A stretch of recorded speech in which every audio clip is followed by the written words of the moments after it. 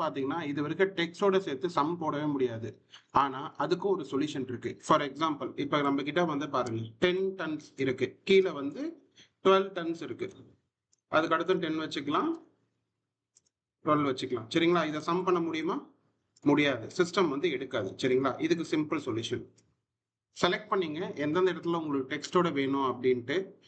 Ctrl+1 formatting செல் open ஆகும். Customise போங்க, general இருக்கும், ஒரு ஸ்பேஸ் விட்டுட்டு டபுள் கொட்டேஷன் போட்டுங்க, டன்ஸ் அப்படின்னு எழுதிக்குங்க. சரிங்களா? மறுபடியும் டபுள் கொட்டேஷன், ஓகே பட்டனை கிளிக் பண்ணிவிடுங்க.